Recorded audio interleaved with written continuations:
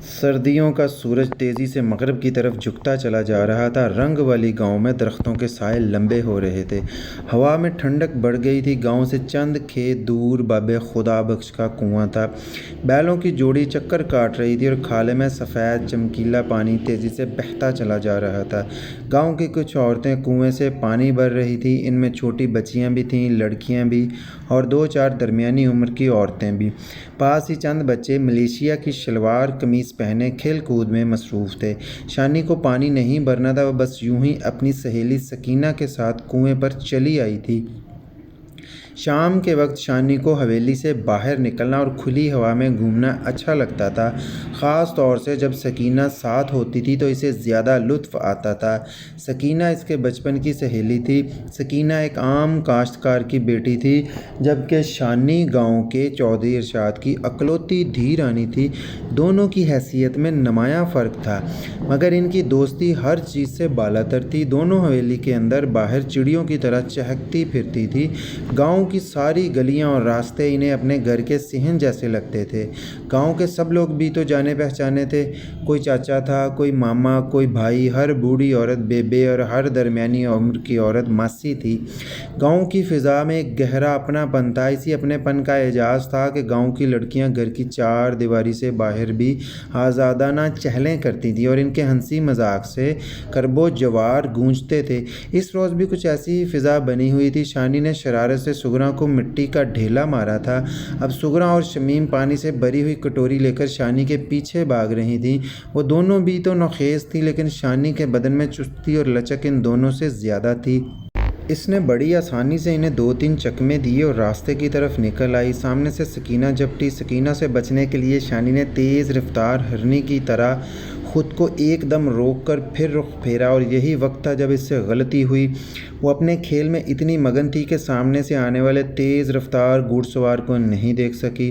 گھڑ سوار نے شانی کو بچانے کے لیے زور سے لگامیں کھینچیں۔ گھوڑی کی گردن اوپر کو اٹھی اور وہ ہنہناتی ہوئی ذرا ترچھی ہو گئی۔ بہرحال اس کی رفتار میں اب بھی کوئی خاص کمی نہیں ہوئی تھی۔ گھڑ سوار کا ایک گھٹنا شانی کے کندھے سے ٹکرایا اور وہ لڑک کر کیکر کے ایک درخت سے جا لگی۔ چند گز آگے جا کر گھوڑی رک گئی۔ شانی گرتے گرتے بچی تھی، پھر بھی درخت کے ساتھ ٹکرانے سے اس کی ایک کہنی چھل گئی تھی۔ لڑکیاں اور عورتیں ایک دم شانی کے ارد گرد اکٹھی ہو گئیں۔ اس کی آستین اٹھائی گئی۔ گورے گورے خوبصورت بازو پر خراش کی سرخی نمایاں دکھائی دے رہی تھی۔ گھڑ سوار دو تھے، ایک جوان سال تھا اور اپنے لباس سے کھاتے پیتے گھرانے کا نظر آتا تھا۔ شانی کو اندازہ ہوا کہ اس نے ایک دو بار پہلے بھی اس شخص کو کنویں کے آس پاس دیکھا ہے، شاید ایک بار وہ گاؤں کے بازار میں بھی نظر آیا تھا۔ دوسرا درمیانی عمر کا سانولا سا شخص تھا، اس کے کندھے پر رائفل تھی۔ اندازہ ہوتا تھا کہ وہ نوجوان کا کارندہ ہے۔ دونوں گھڑ سوار گھوڑوں سے اتر آئے تھے۔ سکینہ نے جوان سال گھڑ سوار کو مخاطب کرتے ہوئے غصے سے کہا، اندھے ہو، دیکھ کر نہیں چلا جاتا تم سے؟ گھڑ سوار مسکرایا تو اس کی چوڑی ناک کچھ اور بھی چوڑی نظر آنے لگی۔ اس کے کانوں کے نیچے گوشت کی بہتات تھی اور جبڑے کی ساخت سے اندازہ ہوتا تھا کہ وہ سخت گیر اور سخت جان شخص ہے۔ وہ اطمینان سے بولا، یہ بات تم اپنی سہیلی سے کہو تو زیادہ مناسب ہے۔ زیادہ زبان نہ چلاؤ، جاؤ اپنا کام کرو۔ شانی نے غصے سے سرخ ہوتے ہوئے کہا۔ اس کے چہرے پر ہلکی سی تکلیف کے آثار بھی تھے۔ جوان سال شخص اب دلچسپی سے شانی کی طرف دیکھ رہا تھا۔ بڑا غصہ آ رہا ہے بھئی، اس نے اپنے ساتھی کی طرف دیکھ کر دیدے مٹکائے۔ بدتمیزی کرنے کی ضرورت نہیں، جاؤ یہاں سے، شانی نے پھر طیش بھرے لہجے میں کہا۔ گھوڑی سے ٹکرانے سے چند سیکنڈ پہلے سغرا نے شانی پر پانی پھینک دیا تھا، اب یہ پانی اس کی گردن اور گریبان کو بھگو رہا تھا۔ اس گیلے پن کی وجہ سے شانی کی سانسوں کا اتار چڑھاؤ بہت نمایاں نظر آ رہا تھا۔ وہ دیہی خوبصورتی کی کامل تصویر تھی، نازک سبک بدن اور دودھ کی طرح سفید۔ اب اس سفیدی میں غصے کا سرخ رنگ بھی گھلا ہوا تھا۔ جوان سال شخص بے ساختہ چند قدم چل کر اس کے قریب آ گیا۔ اس کی گرم نگاہیں شانی کے سراپا سے چپکی ہوئی تھیں۔ اس نے اپنا بالوں بھرا ہاتھ آگے بڑھایا۔ کہاں چوٹ لگی ہے جناب کو؟ انداز میں ہمدردی سے زیادہ شرارت تھی۔ اس سے پہلے کہ اجنبی کا ہاتھ شانی کے جسم سے چھوتا بجلی سی چمکی۔ شانی نے ایک قدم پیچھے ہٹ کر اپنا ہاتھ گھمایا۔ چٹاخ کی آواز سے ایک تھپڑ جوان سال شخص کے گال پر پڑا۔ اس کا گندمی رنگ یکا یک سیاہی مائل سرخ ہو گیا۔ اس کا درمیانی عمر کا ساتھی اپنی جگہ پر تڑپ گیا۔ اس نے بڑے خونخوار انداز میں شانی کی طرف بڑھنا چاہا۔ خبردار! سکینہ دیوار بن کر شانی کے سامنے کھڑی ہو گئی۔ سکینہ سے کندھا ملا کر سغرا کھڑی تھی۔ میں تمہیں زندہ نہیں چھوڑوں گا۔ تم نے چودھری جی پر ہاتھ اٹھایا۔ درمیانی عمر کا شخص گرجا اور اس نے سکینہ اور سغرا کو دھکیل کر شانی کی طرف بڑھنا چاہا۔ اس کا انداز خطرناک تھا، لیکن پھر وہ رک گیا۔ جوان سال شخص نے اپنے ہاتھ سے اسے روک دیا تھا۔ نہیں اکبرے، جانے دے اسے، جوان سال شخص نے عجیب سے لہجے میں کہا۔ اس لہجے میں امن پسندی اور درگزر کی بجائے جنگ اور طیش کا رنگ جھلکتا تھا۔ درمیانی عمر کے شخص نے، جس کا نام اکبرے لیا گیا تھا، پھنکارتے ہوئے اپنے مالک کی طرف دیکھا۔ پھر اس کی آنکھوں میں نہ جانے کیا پڑا کہ قدرے ٹھنڈا ہو گیا۔ جوان سال چودھری کا ایک گال اور کان سرخ ہو رہا تھا۔ اس نے ایک ہاتھ سے ہولے ہولے اپنے گال کو سہلایا۔ اس کی تیز نگاہیں بدستور شانی کے سراپا پر تھیں۔ گمبھیر آواز میں بولا، یہ تم نے اچھا نہیں کیا ہے، چل جا اپنا کام کر۔ ایک ادھیڑ عمر عورت بولی، نہیں تو ابھی گاؤں کے مرد آ جائیں گے، مار مار کر ہاتھ پیر توڑ دیں گے تم دونوں کے۔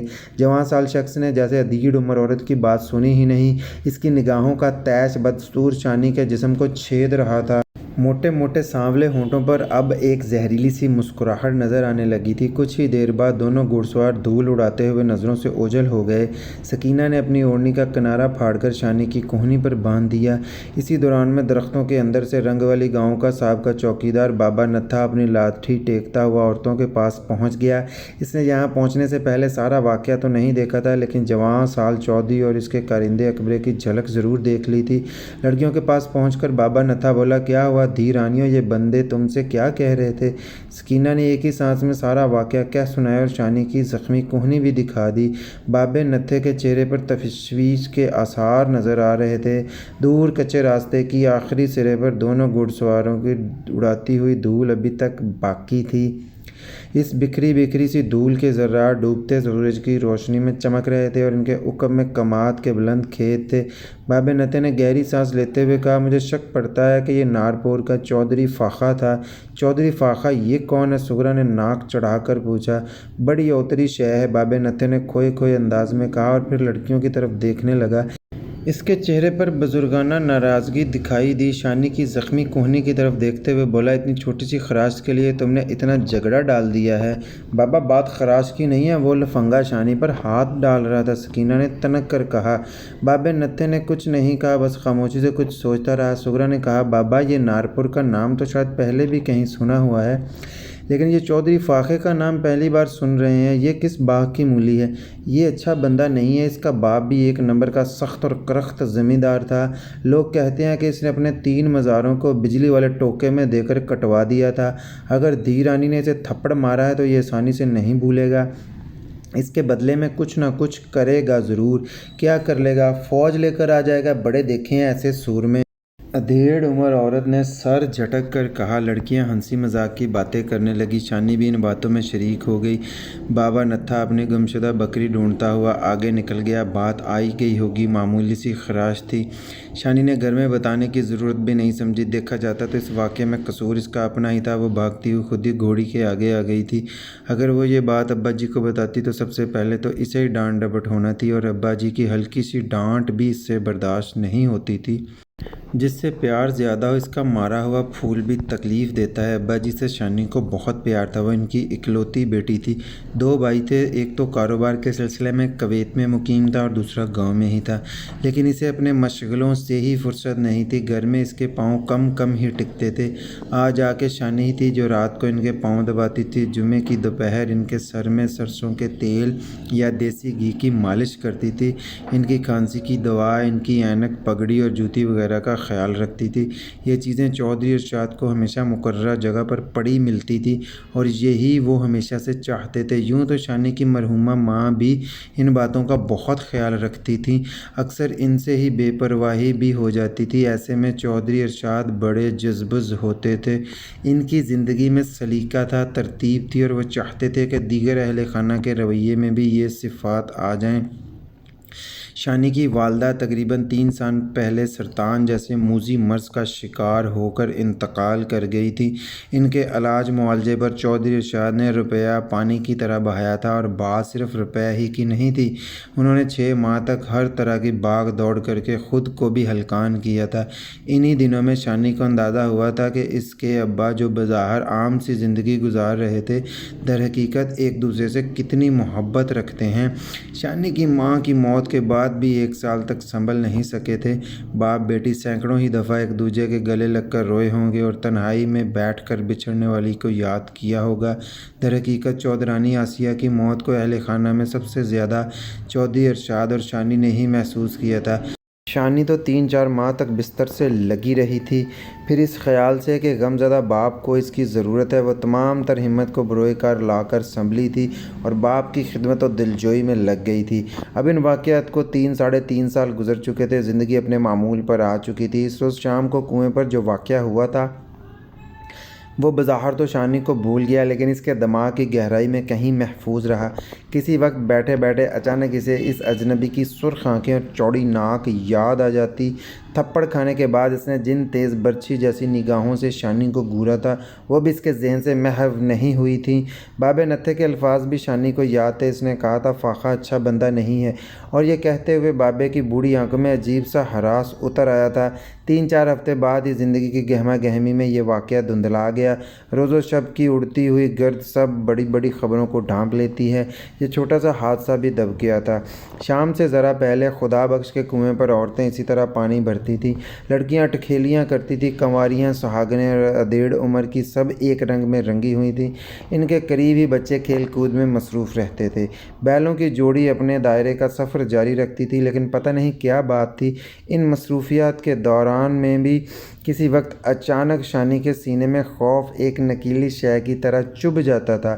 ایسے میں اس کی نگاہ خود بخود مشرق کی طرف اٹھ جاتی، اسی جانب جہاں سے 2 گھڑ سوار نمودار ہوئے تھے اور پھر جھگڑا ہوا تھا۔ 1-2 بار ایسا بھی ہوا کہ شانی نے دور سے کسی گھڑ سوار کو دیکھا، اس کا دل دھک سے رہ گیا اور ذہن میں اسی فاقہ نامی گھڑ سوار کا ہیولہ ابھر آیا۔ 2-3 بار وہ رات کو بھی ڈری۔ ایک مرتبہ عادل بھائی کے کسی دوست نے بڑے زور سے حویلی کا بیرونی دروازہ کھٹکھٹایا تھا۔ دوسری مرتبہ قریبی گھر سے ایک نقب زن پکڑا گیا تھا اور اس کی وجہ سے ہی شور بلند ہوا تھا۔ دونوں مرتبہ پتہ نہیں کیوں آپو آپ اس کا دھیان اجنبی گھڑ سوار کی طرف چلا گیا تھا۔ بہرحال جوں دن گزرتے گئے، شانی کے ذہن سے گھڑ سوار سے دوسری ملاقات کا خوف کم ہوتا گیا۔ یہ انسانی ذہن کی خصوصیت ہے کہ اس میں کوئی بھی خوشی یا پریشانی دیر تک اپنی شدت برقرار نہیں رکھ سکتی۔ 3-4 ماہ بعد کی بات ہے، ایک روز شانی اپنے ابا جان کی پائنتی کی طرف بیٹھی ان کے پاؤں دبا رہی تھی، ساتھ ساتھ وہ انہیں ایک کتاب بھی پڑھ کر سنا رہی تھی۔ ایک جگہ کہانی کار نے لکھا تھا، کبھی کبھی ہم کبوتر کی طرح آنکھیں بند کر لیتے ہیں اور سمجھتے ہیں کہ خطرہ ٹل گیا ہے، لیکن خطرہ اپنی جگہ موجود رہتا ہے، بلکہ اکثر پہلے سے زیادہ گمبھیر ہو جاتا ہے۔ اپنے آپ کو خوش اور نارمل رکھنے کے لیے اکثر ہمیں خود کو دھوکہ دینا پڑتا ہے، خود کو سمجھانا پڑتا ہے کہ سب اچھا ہے، جبکہ سب اچھا نہیں ہوتا۔ ہم وقت کو ٹالتے رہتے ہیں، وقت ٹلتا رہتا ہے، لیکن پریشانی اور تکلیف کینسر کے کسی اندرونی پھوڑے کی طرح اپنی جگہ موجود رہتی ہے۔ یہ تحریر پڑھتے پڑھتے پتہ نہیں کیوں اچانک ہی کئی روز بعد شانی کا دھیان ایک بار پھر اجنبی گھڑ سوار کی طرف چلا گیا۔ وہ یہ سوچ کر کانپ گئی کہ کسی روز وہ خبیث اچانک ہی تو اس کی پرسکون زندگی کو درہم برہم نہیں کر دے گا۔ پتہ نہیں وہ کہاں اوجھل ہو گیا تھا۔ اگر وہ اسے 1-2 بار نظر آ جاتا، اسے گھورتا یا تنگ کرنے کی کوشش کرتا یا کسی اور طریقے سے اپنی موجودگی ثابت کرتا، تو شاید شانی کے ذہن سے اس کے حوالے سے اتنا خوف نہ ہوتا، لیکن وہ تو اس دن کے بعد ناپید ہی ہو گیا تھا۔ شانی نے ایک دفعہ اپنی دادی سے سنا تھا، جو لوگ جلدی سے ہار مان لیتے ہیں وہ زیادہ خطرناک ہوتے ہیں۔ ابا جان کی آواز نے ایک دم شانی کو چونکا دیا۔ او شانی، کہاں گم ہو گئی ہے پڑھتے پڑھتے؟ شانی بری طرح چونک گئی، کتاب سنبھالتے ہوئے بولی، کچھ نہیں ابا جی، وہ یوں ہی ایک بات یاد آ گئی تھی۔ تجھے کوئی پریشانی تو نہیں ہے نا بیٹی؟ چودھری ارشاد نے بڑے لاڈ سے پوچھا۔ نہیں ابا جی، آپ کے ہوتے ہوئے پریشانی کی کیا مجال ہے کہ میرے پاس آئے؟ چودھری ارشاد نے اپنے سفیدی مائل بالوں میں انگلیاں چلائیں اور بولے، دی رانی تو جانتی ہے آج کل اپنے کام کے بکھیڑوں میں الجھا ہوا ہوں۔ واہی بیجی کے خرچے روز بروز زیادہ ہوتے جا رہے ہیں، کھادوں کی قیمتیں آسمان پر ہیں، बीज, कीड़े मार दवाइयाँ, खेत मजदूरी, बिजली, डीजल, हर शय के रेट चढ़े हुए हैं, पर फसल के रेट वही के वही हैं। मुझे तो लगता है इस बार भी गंदम की फसल का हाल अच्छा नहीं होगा। अब्बा जी आप परेशान ना हुआ करें, इतना सब ठीक हो जाएगा। आधा कर्जा तो उतर ही गया है, बाकी भी जल्द उतर जाएगा। चौधरी अरशद गहरी सांस लेकर रह गया। वो बेटी को कैसे बताता कि कर्जा वहीं का वहीं है। इसके छोटे बेटे आदिल सुल्तान ने 3-4 माह पहले फैसलाबाद से चंद मन सस्ती इलायची खरीद ली थी। बाद अज़ां ये इलायची चोरी की निकली। आदिल को इस सौदे में मुनाफा तो क्या होना था, असल रकम भी हाथ से निकल गई। चौधरी अरशद को फौरी तौर पर 30-35 लाख का इंतज़ाम करके इसे देना पड़ा। दरअसल ये उधार तब से चला आ रहा था जब शानी की वालदा बीमार हुई। इसके इलाज मुआवजे पर चौधरी अरशद को रुपया पानी की तरह बहाना पड़ा। इसने ज़मीन रहन रख कर कुछ कर्जा बैंक से लिया, कुछ इधर उधर से इकट्ठा किया। ये मिल मिलाकर तकरीबन 70 लाख रुपया बन जाता था। इसमें से तकरीबन 35 लाख रुपया इसने पिछले साल चुका दिया था, क्योंकि रबी और खरीफ दोनों की फसलें अच्छी हुई थी। मगर तकरीबन इतनी ही रकम 3-4 माह पहले इसे फिर से उधार लेना पड़ गई थी। चौधरी अरशद का हाथ रोज़ बरोज़ तंग होता जा रहा था, लेकिन इसने घर वालों से और ख़ुसूसन शानी से अपनी परेशानी छुपा रखी थी। वक्त गुज़रता रहा और 2 साल इसी तरह मज़ीद गुज़र गए। शानी अब भरपूर जवान थी, इसकी उम्र 20 से कुछ कम ही होगी। इसका अंग अंग लश्कारे मारता था और तन बदन में जवानी का रस भरा हुआ था। वो अपनी तरफ देखने वाले का दिल मोह लेती थी। लड़के तो लड़के, इसकी सहेलियाँ भी इसे आशिकाना नज़रों से देखती थी। इसकी हरनी जैसी आंखें, मासूम मुस्कुराहट, लंबे स्याह बाल, नहायत मतवाज़न और नाजुक जिस्म, और सबसे बढ़कर इसकी गुफ्तगू का दिलरुबा अंदाज़, इससे मिलने वाला इसकी तरफ खींचा हुआ चला जाता था। बड़ी बूढ़ियाँ कहती थी कि बड़ी किस्मत वाला होगा जो गांव की इस रोशनी को डोली में बंद करके अपने घर ले जाएगा। हाल और मुस्तकबिल की फ़िक्रों से आज़ाद वो अपने बाबुल के आंगन में कलांचें बरती फिरती थी। इसकी चूड़ियों की छन छन, इसकी पाजेब की झनकार, इसकी दिलगदाज हंसी, ये सब मिलजुल कर हवेली को जगमगा देते थे। वो एक खुश रंग तितली की तरह चौधरी अरशद के इर्द गिर्द चकराती रहती थी, और चौधरी अरशद ये सोचकर गमज़दा हो जाता था कि अब ये तितली बहुत जल्द इसकी नज़रों से ओझल होने वाली है। वो इसके घर की रौनक थी, इसकी ज़िंदगी का जवाज़ थी, लेकिन इसे किसी और का घर बसाना था, किसी और की ज़िंदगी बनना था। वो इतनी प्यारी थी कि चौधरी अरशद नज़र भर कर इसकी तरफ देखता ही नहीं था, या शायद वो इसलिए नहीं देखता था, वो तो इसकी है ही नहीं। इसने तो बस एक मेहमान की तरह 18-20 बरस इसके घर में गुजारे हैं। अब इसे अपने असल घर चले जाना है, को हमेशा के लिए उदास छोड़कर। इस आंगन में बस इसके कहकहों की बाज़ गश्त रह जानी है, या इसके गुड्डियाँ गुड्डे और पुराने कपड़े।